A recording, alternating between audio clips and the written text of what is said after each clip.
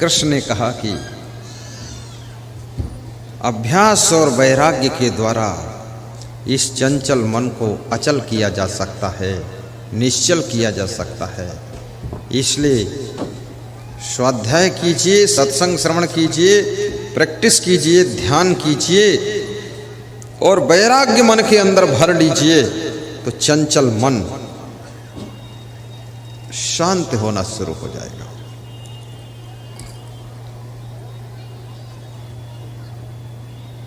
ये मन, जिस विद्यार्थी का मन चंचल हो जाता है, विद्या अध्ययन में नंबर कम आने शुरू हो जाते हैं। जिस शिक्षक का मन चंचल हो जाता है, अपनी शिक्षण संस्था में उसकी प्रोन्नति होना बंद हो जाती है। जिस साधु का मन चंचल हो जाता है, अपने गुरु के दरबार में उसका स्थान छोटा होना शुरू हो जाता है। जिस वैज्ञानिक का मन चंचल हो जाता है, वैज्ञानिक नई खोज करने में रुक जाता है। जिस नेता का मन चंचल हो जाता है, बहुत बड़ी ऊंचाई को छूने के लिए यात्रा चल रही थी, वहीं का वहीं रुक जाता है और पीछे बैक लेने लग जाता है। और जिस नारी का मन चंचल हो जाता है, घर की शोभा बिगड़ने लग जाती है, नारी मर्यादा टूटने लग जाती है। और याद रखना, जब वैज्ञानिक अपने मन को नियंत्रण करता है, नई खोज करके इस दुनिया को मोबाइल देता है, टीवी देता है, माइक देता है, बल्ब देता है, बिजली की खोज करता है। जब एक विद्यार्थी अपने मन को नियंत्रित करता है, तब वो संस्था को रिजल्ट देता है, स्कूल का नाम रोशन करता है, अपने माता पिता का नाम रोशन करता है। और कलेक्टर और डिप्टी कलेक्टर और एसपी बन करके जब जिले में आता है, तो जिले के लोग भी सोचते हैं कि कलेक्टर साहब आए हुए हैं।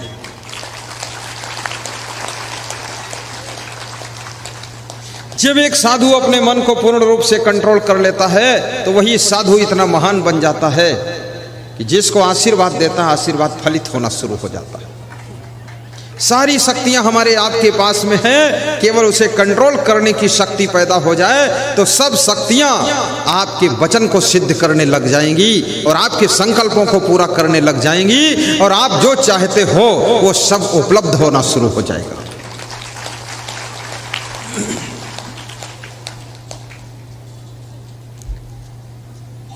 जब एक नारी का मन नियंत्रित होता है, तो नारी नारायणी का रूप धारण करती है और वो नारी जिस घर में रहती है, उस घर को मंदिर जैसा स्वरूप प्रदान करती है। इसलिए मन को वश में करने का उपाय यही है कि मन को वश में करने के लाभ देखिए क्या क्या है, मन को चंचल करने से हानियां क्या क्या है, और मन की चंचलता क्या है। क्रोध करना ही मन की चंचलता है, लोभ करना मन की चंचलता है, मोह करना मन की चंचलता है, अभिमान करना भी मन की चंचलता है। और वास्तव में माया का रूप यदि कुछ है तो काम, क्रोध, लोभ, मोह, अहंकार, ईर्ष्या, द्वेष, ये मानसिक विकार ही माया का असली रूप है। यदि इनको नियंत्रित कर लिया तो माया से तुम पार हो गए, भव सागर से पार हो गए और आपकी जिंदगी धन्य हो गई। जिस समय आपको क्रोध आए, क्रोध में डिसीजन मत लेना, क्रोध में एक्शन मत करना, क्रोध में कोई सिलेक्शन मत करना, क्रोध में करेक्शन मत करना, क्रोध में डायरेक्शन मत करना। ये क्रोध में किया हुआ डायरेक्शन, सिलेक्शन, करेक्शन, ये सब जिंदगी में इन्फेक्शन पैदा करता है। थोड़ा रुक जाइए, थोड़ा ठंडे मन से सोच लीजिए। जिस समय तुम्हारा मन गुस्सा में हो, एक काम किया करो, एक गिलास पानी पी लिया करो, थोड़ा हाथ मुंह धो लिया करो, थोड़ा बाथरूम जाकर लघु शंका कर लिया करो और थोड़ा सा एक संतरा खा लिया करो। देखिए, इतना करोगे मन बदल जाएगा।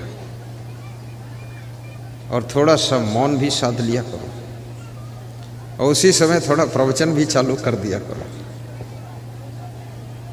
सुन लिया करो मोबाइल में प्रवचन, असंग नाम सर्च करो, असंग, बस प्रवचन चालू, मुंह से बोल दो असंग, जहां बोला असंग शुरू हुआ सत्संग।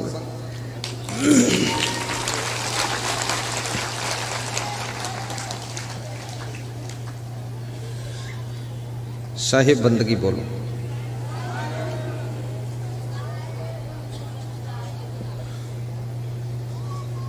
तादाद से ज़्यादा मोह ममता भी मत कीजिए।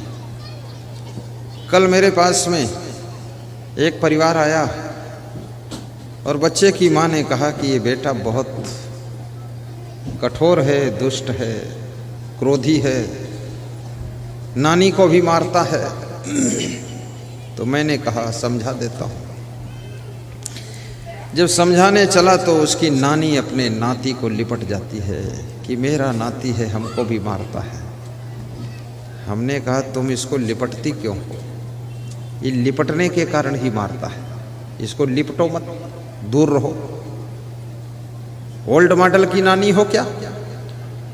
दूर रहो, इसको ऐसे गलबहियां क्यों डाल रही है?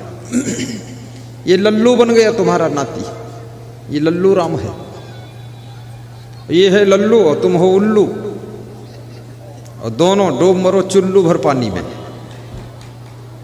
ये लिपट क्यों रही है? बच्चों के प्रति थोड़ा भय भी होना चाहिए। सिर घुमाकर देख लो तो बच्चे को थोड़ा भय लगना चाहिए।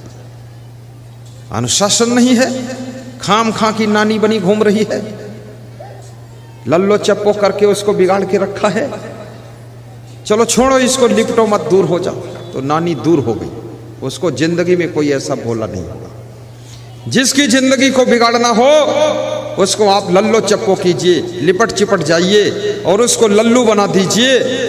वो आदमी बिगड़ जाएगा, बच्चा बिगड़ जाएगा, नाती बिगड़ जाएगा, पोता बिगड़ जाएगा। प्रेम कीजिए, प्रेम अंदर का विषय है, ये लल्लो चप्पो करने का विषय प्रेम नहीं। उसके भविष्य को निर्माण कीजिए, अच्छे संस्कार दीजिए। आपने देखा होगा जब आटा मारती हैं महिलाएं तो दोनों हाथ से जुट करके मुक्का बना करके ऐसा उसको रौंदती हैं आटा को बिल्कुल, और फिर वही आटा फूल करके जब पूड़ी बनता है, वही आटा समोसा बनता है, पराठा बनता है, वही आटा रोटी बनता है, तब उसको सब देखते रह जाते हैं। लेकिन जितनी ज्यादा उसकी मड़ाई हुई है उतना अच्छी रोटी बनेगी।